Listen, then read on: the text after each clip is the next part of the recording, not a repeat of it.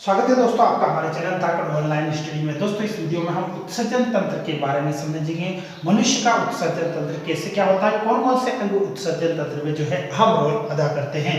उसके बाद उत्सर्जन तंत्र का जो है डायग्राम के द्वारा हम विस्तृत और सरल तरीके से समझेंगे। सबसे पहले हम बात कर लेते हैं उत्सर्जन होता क्या है।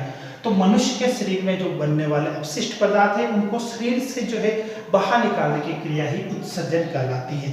यानी जो भी अपशिष्ट पदार्थ है, चाहे मूत्र के रूप में चाहे पसीने के रूप में किसी भी रूप में निकलता हो, वो जो है सभी उत्सर्जन क्रिया के द्वारा ही बाहर होते हैं। अब उत्सर्जन के जो अंग है उसमें 5 महत्वपूर्ण है: वक्र, फेफड़ा, त्वचा, यकृत और आंतें। इन पांचों अंगों के द्वारा क्या क्या पदार्थ उत्सर्जित होता है उसके बारे में हम डिटेल से पढ़ेंगे। सबसे पहला जो अंग है वो है वक्र। वक्र हमेशा शरीर के अंदर एक जोड़ी होते हैं, एक दायां होता है एक बायां होता है, 2 वक्र होते हैं।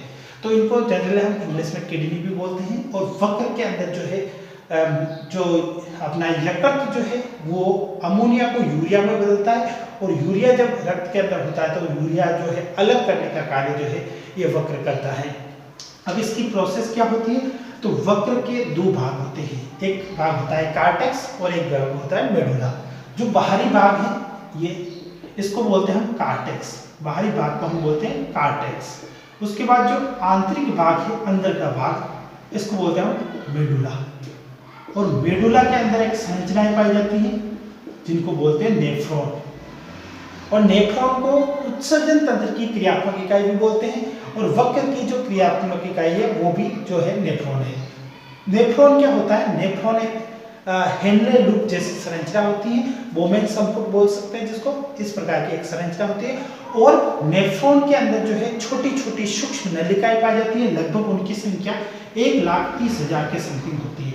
1,30,000 जो है छोटी छोटी नलियां पाई जाती है नेफ्रॉन के अंदर, जिनके द्वारा जो है छानने का कार्य होता है। रक्त को इसमें से छाना जाता है और रक्त में से जो मूत्र होता है उसको अलग किया जाता है।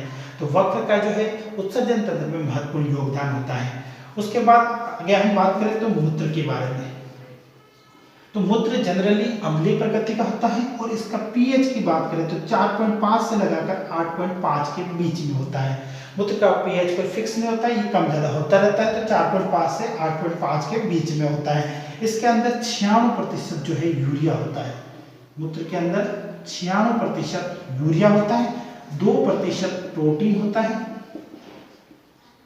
और 0.5% यूरिक अम्ल होता है। ये सारी संरचनाओं से जो है मूत्र बनता है। और मूत्र जो है वो ये वक्र के द्वारा जो है अलग किया जाता है, और वक्र के द्वारा जो मूत्र को, ये दोनों जो मूत्र वाहिनियां हैं इनसे जो है, ये दोनों मूत्र वाहिनियां हैं और दोनों वक्र से आ रही है, और ये यहाँ पर दोनों मिल जाती है मूत्राशय के अंदर। मूत्राशय के अंदर यहाँ मिल जाती है, और यहाँ मूत्र द्वार के द्वारा मूत्र का जो है उत्सर्जन होता है।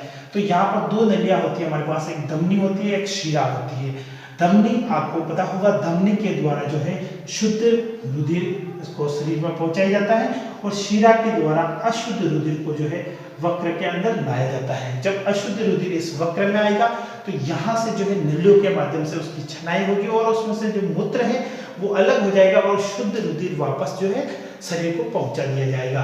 तो ये 2 मूत्र वाहिनियां होती है जो मूत्राशय के अंदर मिलती हैं। अब हम बात कर लेते हैं आगे फेफड़ा।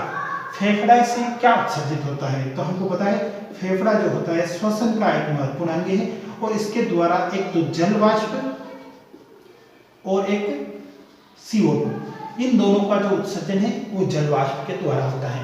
और आपको एक बात बता देते हैं, मूत्र का जो रंग है वो पीला होता है, और मूत्र का जो पीला रंग है वो किसके कारण होता है, तो यूरोक्रोम के कारण होता है। यूरोक्रोम कहाँ से आता है, तो जब हीमोग्लोबिन का अपघटन होता है तो उससे एक पदार्थ बनता है यूरोक्रोम, और वो यूरोक्रोम मूत्र के साथ मिलकर मूत्र का रंग जो है पीला बना देता है।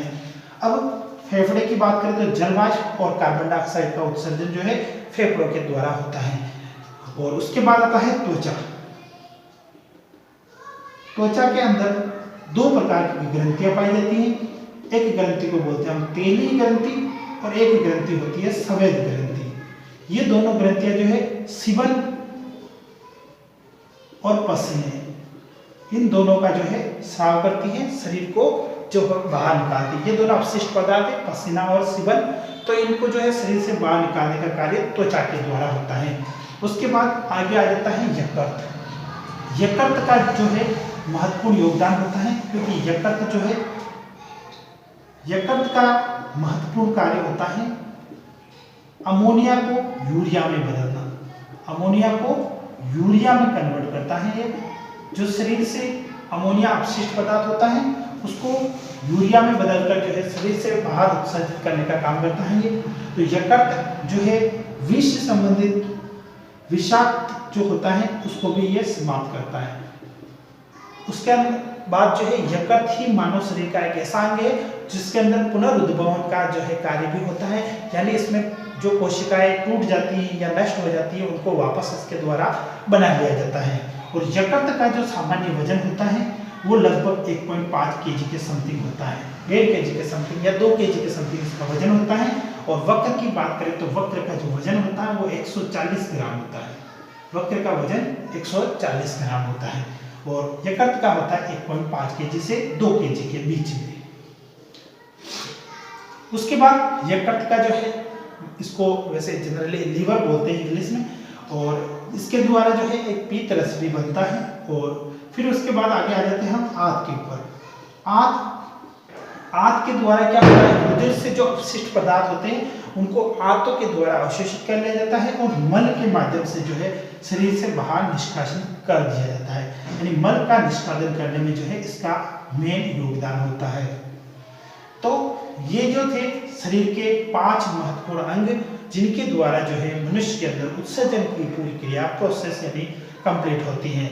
और आप यहाँ पर उत्सर्जन का जो मेन डायग्राम है वो आप देख सकते हैं। यहाँ से जो है दोनों वक्र से जो है 2 मूत्रवाहिनियां जो है मूत्राशय में मिलकर जो है मनुष्य का मूत्र संबंधित उत्सर्जन कार्य पूरा करती है। तो दोस्तों कैसा लगा हमारा ये वीडियो अच्छा लगा तो वीडियो को लाइक और चैनल को सब्सक्राइब करना बिल्कुल न भूलें। धन्यवाद दोस्तों, मिलते हैं नेक्स्ट वीडियो के साथ, तब तक के लिए जय हिंद।